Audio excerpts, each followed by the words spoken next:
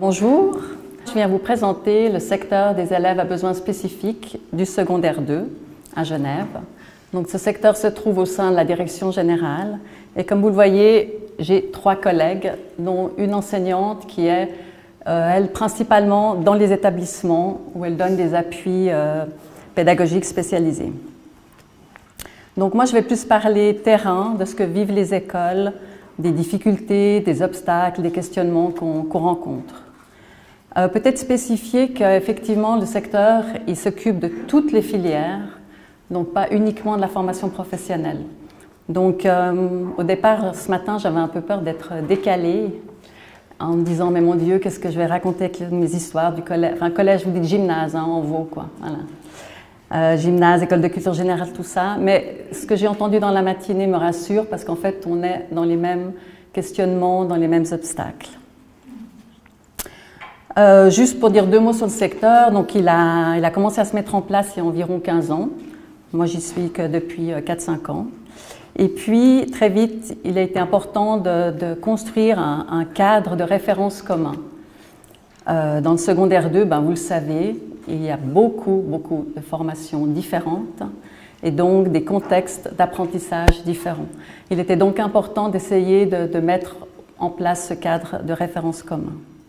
Alors le cadre, il s'appuie sur une directive du département de l'instruction publique, donc sur les aménagements et les soutiens scolaires, qui a été élaborée de manière transversale avec le haut, c'est-à-dire l'école primaire, le cycle d'orientation. Et cette directive définit les principes et les procédures pour la mise en place des aménagements. Comme ça a été dit ce matin, au secondaire 2, c'est compliqué. Ce dossier, il est parfois compliqué parce que tout simplement, comme on l'a déjà dit, on délivre des diplômes, de la certification et on ne peut pas toucher aux objectifs d'apprentissage. Alors, après, j'actionne ça. Ça marche? Alors, peut-être les missions du secteur. On va dire que la première, c'est bien sûr de veiller au principe de l'équité et de la proportionnalité. Donc, c'est vrai qu'on essaie de sensibiliser les écoles au respect du cadre légal et du principe de la compensation des désavantages. Ce qui est intéressant avec notre secteur, c'est qu'on a vraiment une vision globale sur toutes les filières, toutes les écoles. Et ça nous aide un peu à veiller sur ce principe d'équité. On fait attention qu'il n'y ait pas de trop grandes disparités dans l'application des mesures selon les écoles. Pour vous donner un exemple, dernièrement, on a constaté que des évaluations orales pour les malentendants, les élèves malentendants, se passaient de manière très différente d'une école à l'autre. En fait, il s'agissait surtout, je crois, c'était des écoutes pour les langues étrangères. Et c'est un dialogue qui est enregistré avec un bruit de restaurant au fond, etc. En tout cas, c'est très complexe pour les élèves malentendants de comprendre ce qui se passe.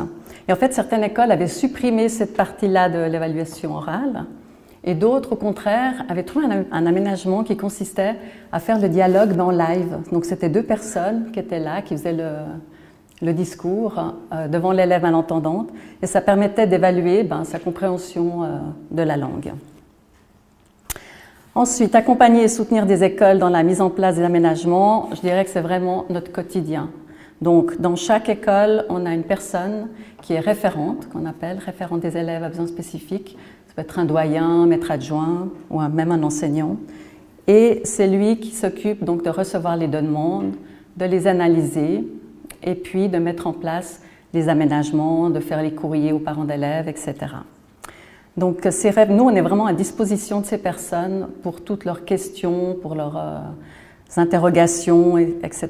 Et c'est vraiment, on se rend compte que notre secteur a un rôle très important là, parce que le partage de tout ça est vraiment primordial. D'abord, ça permet aux écoles de tenir le coup des fois. Et puis, des fois, il y a quand même des situations lourdes, alors sur le plan organisationnel, certes, mais aussi sur le plan émotionnel. Voilà, il y a des situations que vivent nos élèves qui sont difficiles. Mais bien sûr, c'est les écoles. Je rappelle que, alors bien sûr qu'ils nous contactent et puis on discute ensemble des situations. Quand il y a un doute, justement, on a parlé beaucoup des CM, des attestations médicales, donc on regarde ensemble et tout. Mais je rappelle que c'est les écoles qui décident les aménagements qu'elles peuvent mettre en place.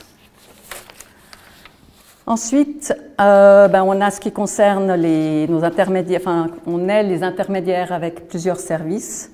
Alors, j'en nomme que quelques-uns. Les principaux, peut-être l'OMP, donc c'est l'Office médico-pédagogique qui s'occupe de l'enseignement spécialisé.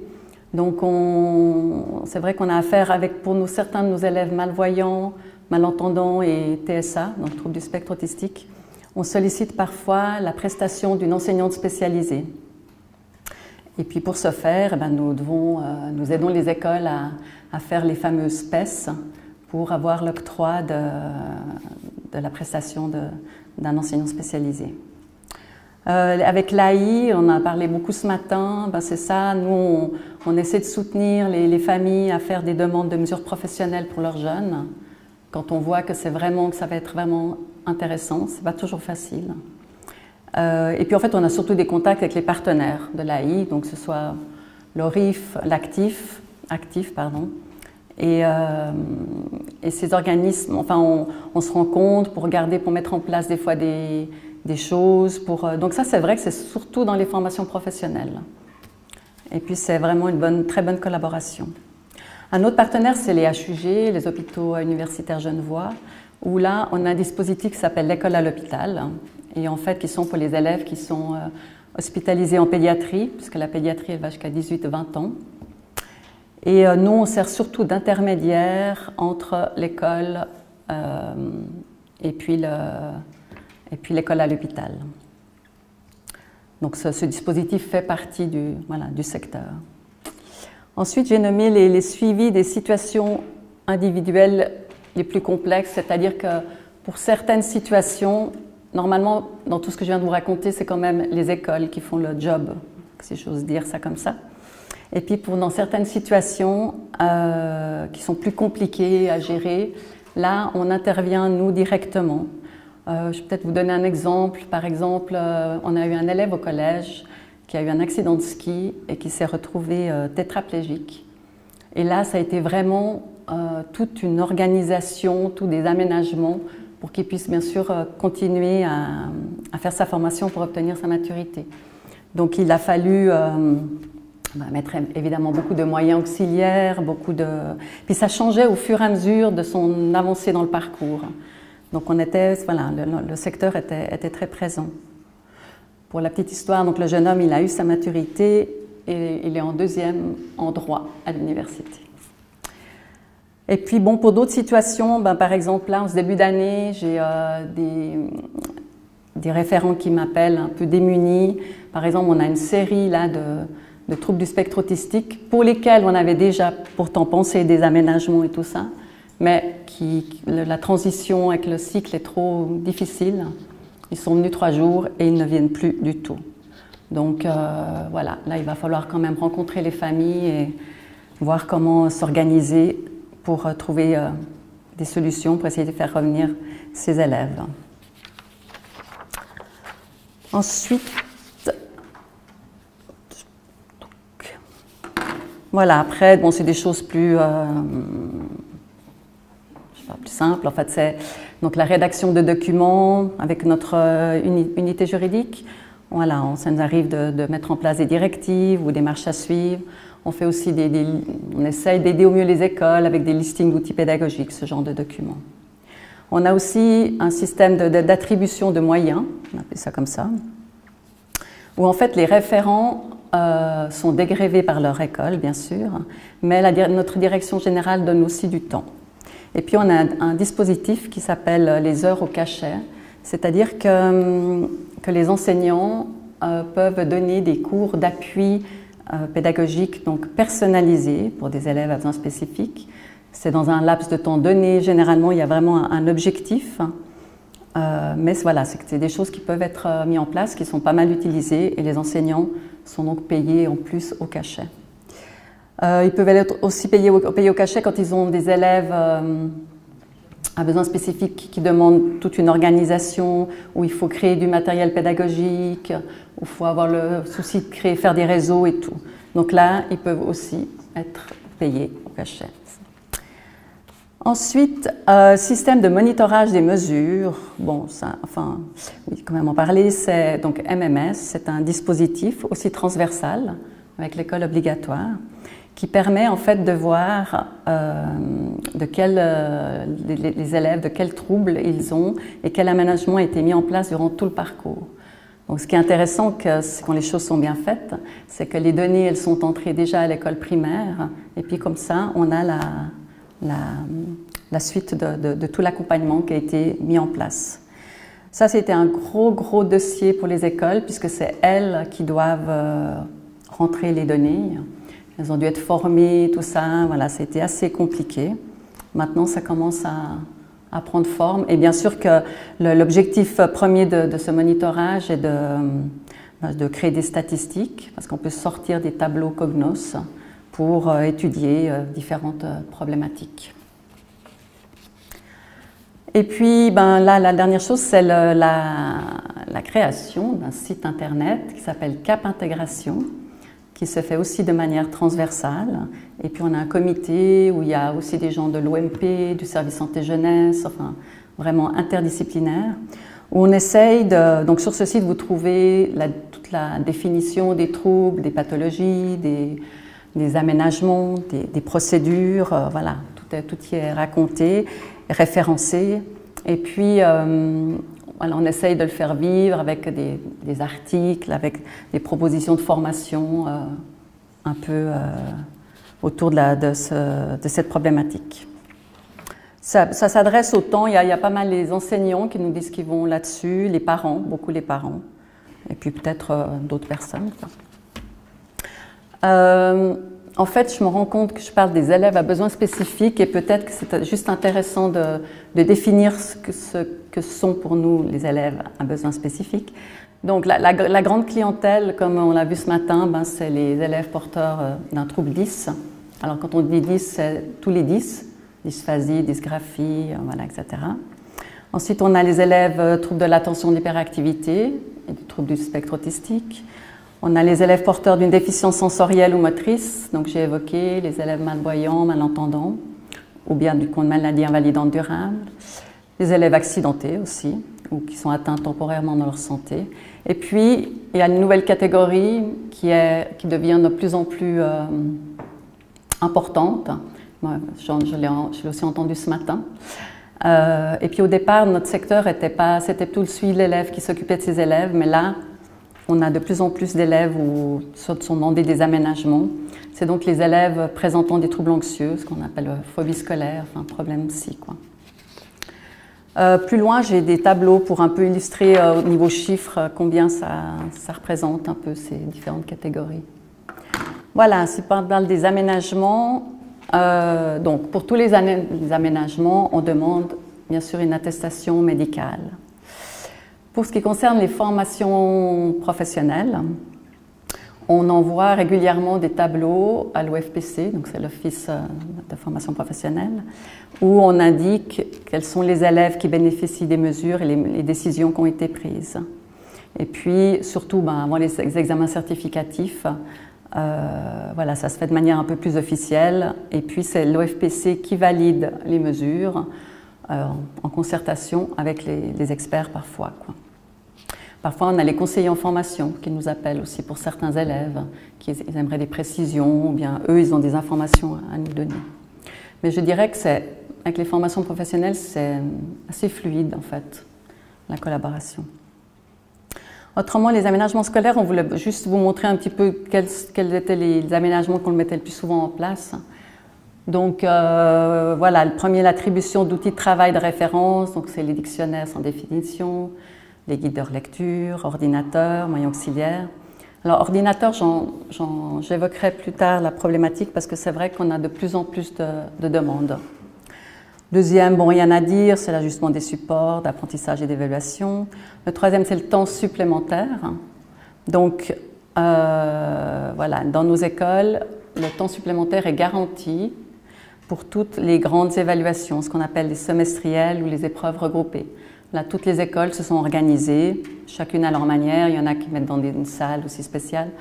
Il y en a qui trouvent les personnes pour rester, pour faire le temps supplémentaire. Par contre, pour les évaluations épreuves qui ont lieu tout au long de l'année. Alors, les écoles le mettent en place dès qu'elles le peuvent, mais c'est vrai que ce n'est pas toujours possible. Il suffit que l'enseignant ce soit ce qu'on appelle un voltigeur, c'est-à-dire qu'il doit aller partir dans une autre école enseigner. Voilà, l'école n'a pas de civilistes, n'a pas de personne pour venir surveiller la classe, donc ce n'est pas toujours possible. Mais dans la plupart des cas, je pense que ça se fait. Le cinquième, création d'un environnement facilitateur, voilà. Et puis le dernier, l'aménagement du cursus scolaire, ça c'est un aménagement qu'on a mis en place, je dirais de manière un peu plus officielle comme ça, depuis 3-4 ans. Donc il consiste à faire son année en 2 ans. Donc c'est un aménagement pour lequel l'école doit être bien sûr partante. C'est l'école qui nous en fait la demande. Et puis ils construisent avec l'élève l'aménagement, c'est-à-dire quelle matière va être choisie la première année, quelle matière la deuxième, et puis après de voir un petit peu, c'est important de bien préciser les modalités de l'aménagement, c'est-à-dire qu'est-ce qu'on fait en cas d'échec de la première partie, en cas d'échec de la deuxième, etc. Donc on pourrait dire que le premier bilan qu'on fait, c'est un aménagement qui fonctionne bien quand l'élève a des atteintes de santé physique, maladie, bien sortie de maladie, où il y a de la fatigue, ou en tout cas que le plein temps est trop, et que le mi-temps, effectivement, lui permet de rester en formation et puis d'avancer dans son parcours. Par contre, justement pour les élèves, entre guillemets, phobiques, enfin décrocheurs, phobie scolaire, etc., c'est pas très probant, parce qu'en fait, si on met un mi-temps, alors certes, il doit moins venir à l'école, mais ma foi, les moments où il a les heures de cours, je ne sais pas, dans la matinée, comme il ne dort pas la nuit, il ne pourra pas y aller le matin. Donc en fait, ça ne fonctionne pas trop.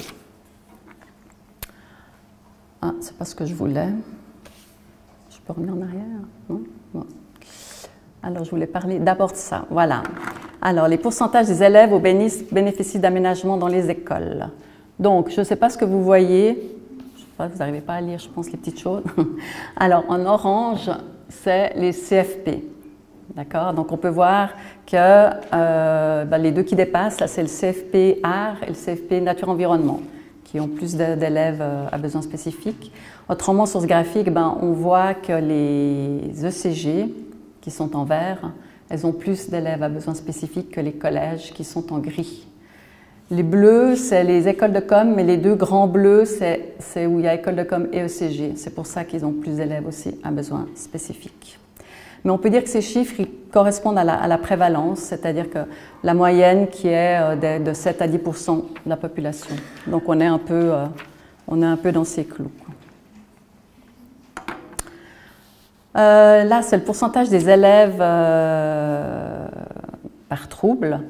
Alors, on va dire qu'on a à peu près 25 000 élèves en secondaire 2. Donc, en tout, on a 1600 élèves qui ont des aménagements environ. 1200, c'est les élèves 10. Les troubles neurodéveloppementaux, 300 environ. Puis, par exemple, voilà, pour les malvoyants et malentendants, on a une 50aine d'élèves. C'est juste pour vous situer à peu près les choses, quoi. Voilà, là, on voulait vous faire part de quelque chose qui nous préoccupe. C'est qu'on a mis en fait l'évolution des mesures octroyées de 2017 à 2021. Donc, on voit que pour les 10 qui sont en jaune, c'est assez stable. D'accord? On reste dans les mêmes chiffres. Et là, en vert, vous avez le trouble de l'attention et de l'hyperactivité qui est, comme on l'avait vu ce matin, voilà, qui est vraiment en toute grande augmentation. Alors, le problème que pour nous, ça nous pose, c'est que chez nous, les élèves dyslexiques, c'est vraiment un parcours parcours du combattant un peu pour obtenir les aménagements. Enfin, ils doivent aller chez un logopédiste genevois. Et puis après, le bilan doit être envoyé au SPS, la secrétariat de la pédagogie spécialisée, pour valider le trouble. Donc, ça prend quand même du temps et voilà. Et puis, pour les troubles de l'attention et de l'hyperactivité, en fait, il suffit d'une attestation médicale. Et puis, je dirais que les attestations, elles varient beaucoup. Ça va vraiment de quelques lignes griffonnées comme ça d'un médecin homéopathe à vraiment tout un bilan d'un neuropsychiatre et tout, quoi. Donc, nous, on est un peu mal à l'aise par rapport à ça parce que, alors c'est clair que nous, dans notre procédure, on demande que ce soit des neuropsychologues ou des psychiatres ou des neuropsychiatres qui fassent ces bilans-là. mais il n'y a rien qui a été statué, je dirais, de manière officielle. Et du coup, on se retrouve des fois devant les écoles se retrouvent devant des attestations un peu light. Alors bon, des fois, elles appellent le médecin, etc. Mais c'est vrai que nous, on trouvait que c'était un peu injuste par rapport aux 10. Enfin, voilà, c'était plus... on a là un petit souci. Donc, on a interpellé nos autorités, mais pour l'instant, on est plutôt dans le statu quo. On voulait juste encore partager peut-être aussi l'histoire des difficultés qu'on rencontre en lien avec les exigences de la certification. Par exemple, donc avec les ordinateurs, où comme je vous ai expliqué, on a de plus en plus de demandes. Alors, que ce soit pour être en cours ou bien pour les évaluations. Donc nous, jusqu'à présent, on avait nous-mêmes un parc informatique d'une 30aine d'ordinateurs qui était configuré, c'est-à-dire sans correcteur d'orthographe, sans Internet, etc. Et puis qu'on allait donner dans les écoles, là où il y avait besoin, quoi. Là, ça devient trop important. Et puis donc, c'est le SEM, c'est le service École et Médias qui va s'occuper de ça. Mais c'est toujours notre service qui valide les demandes que nous font les écoles.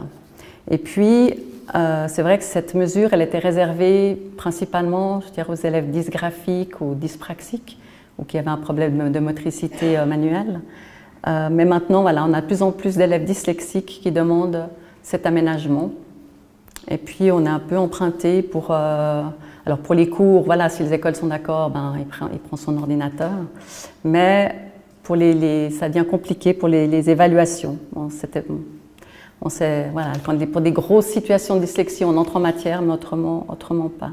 Et puis, parallèlement à ça, c'est vrai qu'il y a l'évolution de la technique, la technologie, qui est fort bien parce que, voilà, on a maintenant des ordinateurs pour les aveugles, on a des micro-cravates pour les malentendants, on a, comment ça s'appelle, dongle, je ne sais plus comment, USB, Bluetooth. En fait, c'est un petit appareil qui peut être branché à l'ordinateur de la classe. C'est pour les élèves malentendants. Ils entendent le cours directement dans leur appareil. Donc ça, c'est très bien. Mais il y a aussi des demandes de logiciels un peu spéciaux.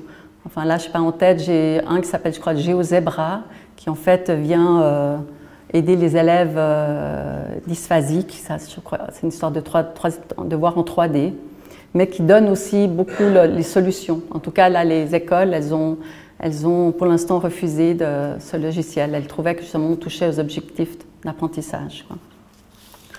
Et puis un autre domaine qui va devenir compliqué, c'est l'orthographe, puisque on a une récente modification de la directive qui concerne l'évaluation de l'orthographe chez les élèves dyslexiques et dysorthographiques.